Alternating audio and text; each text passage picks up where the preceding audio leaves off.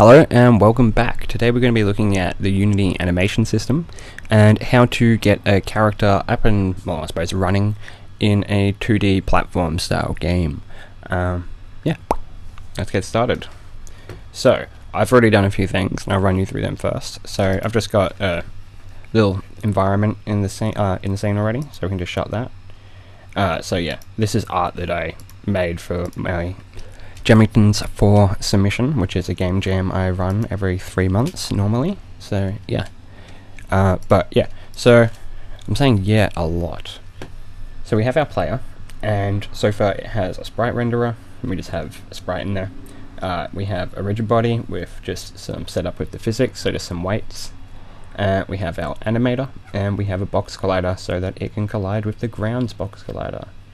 And if we come into our animator and look at our player, so this is the state machine that we're running inside of the player. If you want to see how to set something like this up, I'll have a video like pop up there now.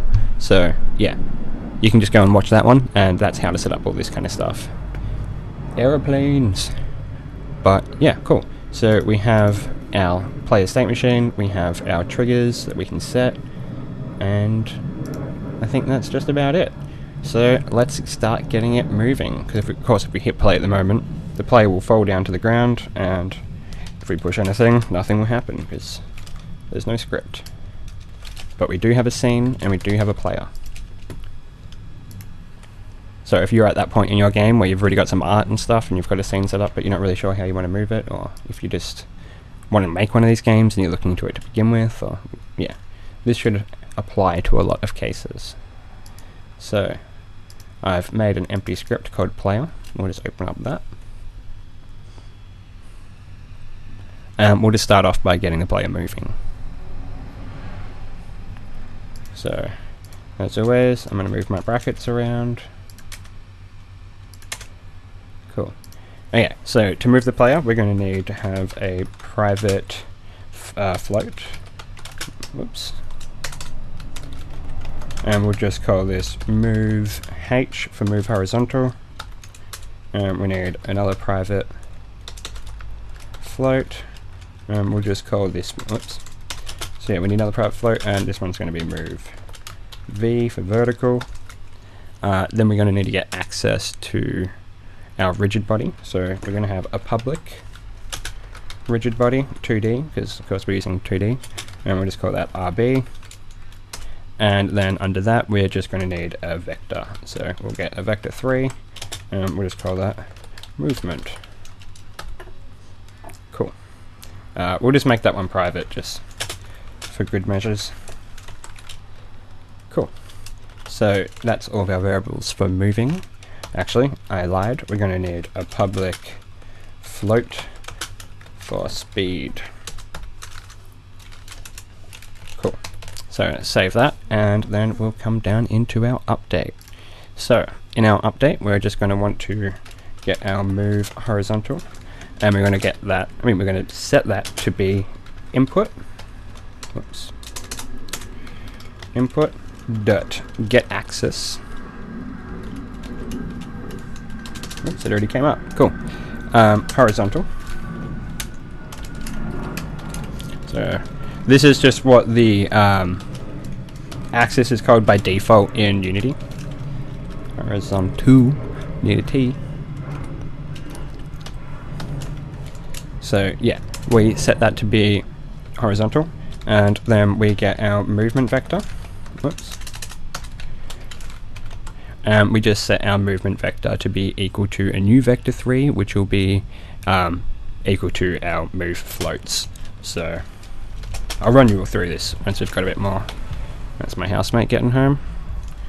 Oops, so new vector 3, and like I said, this will be our move H and move V, and then just 0 for the end. We don't need any movement forward and backwards because this is a 2D game. Cool. So now we can just move the player. So we get our rigid body, and we add force. We're going to be adding the force of movement. Whoops. Movement, which is that vector we made just before. We just want to times that by our speed. and then we just want to times that by like just a random number, so we'll just go like 10, just so that we don't need to set speed really high. We can just make smaller changes and see a bigger difference, because you do need to add a fair bit of force in the physics system to actually move anything.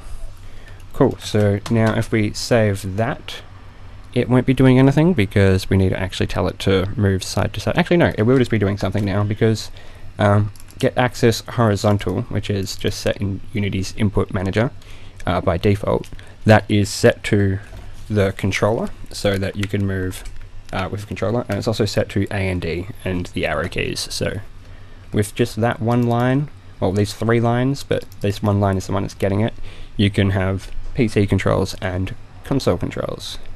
So let's come into Unity and let's just press play. Let's test that that's working. It's not going to be working because we need to actually, whoops, put that script on our player. So grab this script, put it on our player, come down, ooh, go onto our player. Cool, so it wants to know where its rigid body is, it's itself, and we'll just set a nominal speed of like 5. Now if we press play, we should be able to move on the controller. Yep, so we can move on the controller, and we should be able to move on keyboard, which we can, so cool. That is step 1. Okay, so now we just want to actually flip the character to be facing the direction that we're moving. That's going to be pretty easy, so we'll just come back over into Visual Studio and add an if statement. So we just want to be checking if our so we could check our inputs and do it based off the key codes and be checking like if we're pushing A and D and switch that way, but obviously then that's not going to work for controller, and then we'd have to check for that as well, and then that's going to become a pretty long statement. So instead, let's check if our move H, oops, our move H is less than 0, or yeah, less than 0. And if so, we'll do that. And then we'll also check if it is, whoops, greater than 0. And if so, we'll do the other direction. Okay, so to switch the direction, all we want to do is get the transform dot local scale, and we just want to set that. So we're going to set that to be equal to a new vector 3. Actually, we can just do this with a vector 2. And we will make that set to -1.1. And then for the other one, we just need to do the opposite. So I'll show you that. Well, not the opposite, but just remove this. So yeah, with the scale, if you change the scale of an object to -1, it's going to completely turn it around in that object, like in that direction. So like when you're scaling an object, you're obviously scaling it like this, and if you scale it by 2, it's going to be that big. But if you scale it by -1, then it's just going to be reversed. So yeah, that's a simple way that you can use one direction of art and have both directions in the game. So we'll save that and see if that's working. So press play. So this should, yeah, on a controller, whoop, when we move that way, he faces that way. When we move that way, he faces that way. And then on the keyboard, he does the same thing. Cool, so now we have it facing the right direction, but as you can see, it's just doing its idle animation. So let's fix that up. So if we come back to our animator, we can see that we have a walk animation over here, and we have a connection to it, which just you just need to set walking to true, or set walking to false, and it will play or not play that animation. So let's come back into our script, and then we're just going to need another if statement. So if our rigid body dot velocity dot magnitude is equal to, well, greater than or equal to 0.2 f, we'll do that, and then else we will do something else. So yeah, basically all this is saying is we're getting the rigid body, and we're getting its velocity, which is its speed. It's like, well, its potential for speed, and then we're getting the magnitude of that number, which is basically summarizing it down to a number between 0 and 1. So 1 being full speed, 0 being not moving. So if we are like moving at this time, we will set our animation to walk. So for this we actually do need another variable, so we're going to need a public animator, not animation, animator. We're just going to set that to be, well, we're going to call that, I don't know, this is called anim. And then down here we can now use our anim. Why did you go down there? I don't like that. We can use our anim, and we can just set the variable in there. So we're setting a bool, because if we come back in, walking here is a bool, so you can either set it on or off.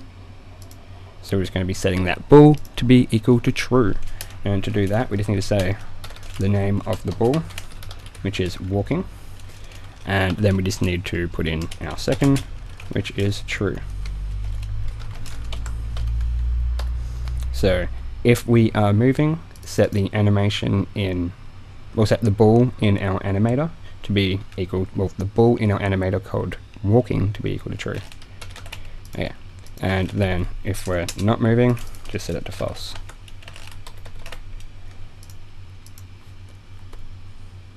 Come back in.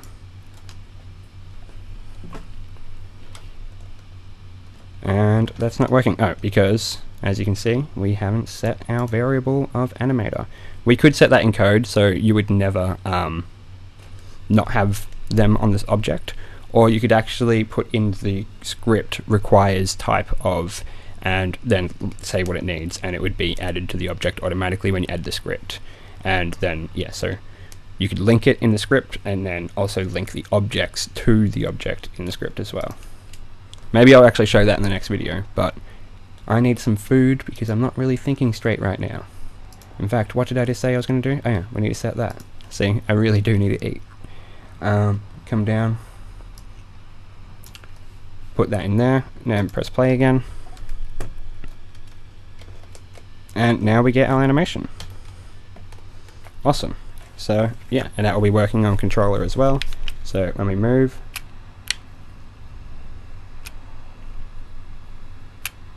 too easy. So yeah, that's a really simple way to just have, that's only 2 animations, because we have one animation which is idle, and we have one animation which is walking, but we have both directions. So yeah, it's all worked out really nicely. Yeah, so I think that will be it for this video. Thank you for watching. If you found it helpful, please like and subscribe. I make tutorials as often as I can. Sometimes there'll be a period where I can't really make one because I also do run a company making games. But I am trying to build up a little bit of a backlog at the moment, so we can try and get a video out every week. So yeah, hopefully that works out. The game we're working on at the moment is called Elden, Path of the Forgotten, and it's a medieval eldritch fantasy. And if you'd be interested in knowing more about that, you can check it out in the description below. So yeah, enjoy the rest of your day, and I'll see you guys soon.